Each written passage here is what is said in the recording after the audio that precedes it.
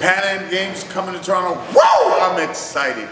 We finally, as a country, get to floss what we have. We get to show the world what Canada has. And Canada has so much beauty, so much talent, and the world needs to see what Canada has. And this is the grand scale. It was an amazing experience for me. I settled for the silver. I fought the Cuban in the finals, and there's no better feeling than, you know, fighting for your country. You know that you have millions at home that are there watching, and I think to prepare for something like the Pan Am Games, you have to always do more than the next man, more than the next man. It's about being the best that you can be. I came from Jamaica. I was 9 years old. I started boxing when I was 9 years old, and I had a problem with expressing myself. But when I got in that gym, I had no problem expressing myself.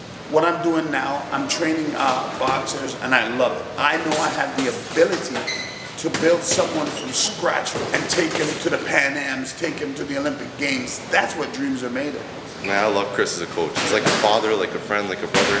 He just makes training so much more fun and better. He brings a smile on your face, gets you focused, gets you pumped up, and he really cares about his fighters, and you can see that. I had a great coach. He took the anger and frustration out of me and put it into an art form.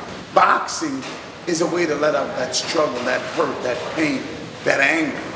You imagine the focus that it takes to be an Olympic medalist. So imagine that focus going the other way. If you put that kid in a gang, what do you think will happen to that kid? So that's how I look at it. I'd rather one pick up a pair of gloves than one pick up a gun. Oh, it keeps me out of trouble. That's the big thing. It keeps me out of trouble, and it makes my mom happy because I'm not in the streets so much. When you have struggle, you have fight in you. Actually, I have one athlete right now that he sleeps in his car, and my heart melts when I hear that, because he has that internal hunger, that internal desire to be the very best. I am currently Michael Brandon. I am living in my car. It's not a bad thing. It's not a bad thing at all. I look at it as an adventure. I've skipped nationals many times because I didn't have enough money, but I'm not going to have that as an excuse this year. And I'm just preparing myself mentally as well as physically to get in the ring in the Pan Am. Winning Pan Am Games and winning. That's what I think about every day when I train. No, nothing less than winning. It's unacceptable. It would be a great honor actually to participate in Pan Am Games and being able to honor my mother.